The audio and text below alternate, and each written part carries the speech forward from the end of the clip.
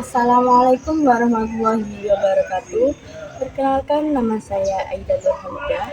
Saya siswi dari kelas 10 MA Mambau Ulun Pedaten Bunga Bersih. Di sini saya akan meresensi buku yang saya pinjam dari Perpustakaan Daerah Gresik yang berjudul Milea, Suara dari Dilan, karya Pidi Baik. Buku yang saya resensi kali ini adalah novel yang berjudul Milea, Suara dari Dilan, karya Pidi Baik dengan penerbit Pastel Books, imprint penerbit Mizan, dengan tahun terbit 2016 dengan tebal halaman 360 halaman. Popularitas Dilan dan Milea sudah tidak diragukan lagi dalam dunia sastra populer. Keduanya telah menjadi ikon kisah cinta remaja masa SMA. Kisah cinta remaja antara Dilan dan Milea ini diceritakan dalam novel trilogi Dilan karya Pidi Baik berlatar belakang di Bandung pada tahun 90-an. Setelah pembaca dibawa menyelami perasaan melalui sudut pandang Milea dalam dua buku pertamanya, novel ketiga, Milea, Suara dari Dilan, hadir menjadi pelengkap yang membuat kisah mereka menjadi utuh.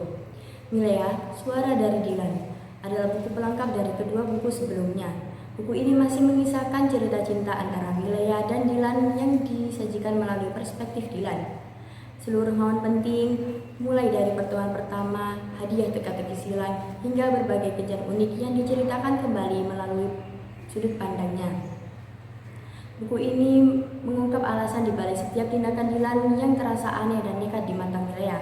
Alasan Dilan yang begitu percaya diri dengan mendekati Milea, cara Dilan mengatasi rasa cemburunya pada Kak Adi, hingga keretakan hubungannya dengan Milea karena pergulatan batinnya saat terlibat konflik dalam geng motor.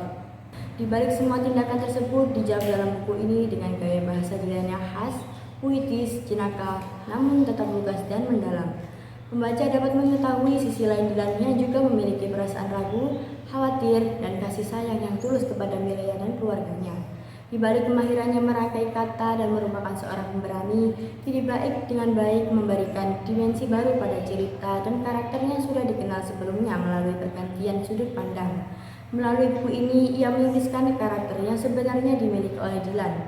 Bukan tokoh ideal yang seperti pandangan Milea sebelumnya, pembaca dapat melihat Dilan seperti seorang remaja lainnya yang berpikir dengan logikanya, memiliki berbagai perasaan, dan terkadang salah dalam memilih keputusan. Pidi Baik melakukan pendalaman karakter pada buku ini dengan sudut pandang yang berbeda, yakni sudut pandang Dilan. Penulis masih menggunakan bahasanya yang khas, yakni sederhana, puitis, dan kaya akan kutipan-kutipan ikonik. Pidi Baik dapat menyajikan cerita seolah-olah tokoh bercerita langsung di hadapan kita. Buku ini benar-benar dapat melengkapi teka-teki pada buku sebelumnya dan menjawab penasaran pembaca dengan memberikan cerita yang lebih kaya makna pada kisah Dilan dan Milea. Pendalaman karakter yang manusiawi seperti lainnya dengan segala kelebihan dan kekurangannya, hingga daya tarik emosional yang disajikan pada tokoh, bahasa yang mudah difahami dan ringan, serta kisah yang realistis memudahkan pembaca memahami buku ini. Namun, buku ini memiliki alur cerita yang sama dengan kedua buku sebelumnya dan cenderung lambat sehingga mungkin akan terasa monoton bagi pembaca. Dengan alur yang sudah diketahui, pembaca tidak akan menemukan ketegangan atau kejutan karena memang buku ini fokus pada pendalaman karakter Dilan. Dari buku Milea, Suara dari Dilan, pembaca mendapatkan pelajaran betapa pentingnya komunikasi dan perspektif yang berbeda dalam sebuah hubungan. Banyak konflik yang muncul hanya karena komunikasi yang kurang hingga berakhir dengan hal yang tak diinginkan. Selain itu, buku ini juga menyadarkan kita bahwa kita harus melihat dari berbagai sisi, karena dari satu sisi saja belum tentu bisa mencerminkan apa yang terjadi. Secara keseluruhan, Milea, Suara dari Dilan adalah sebuah karya yang esensial, terutama bagi pembaca yang telah mengikuti seri ini sejak awal. Buku ini menjadi penutup yang menyempurnakan kisah sebelumnya.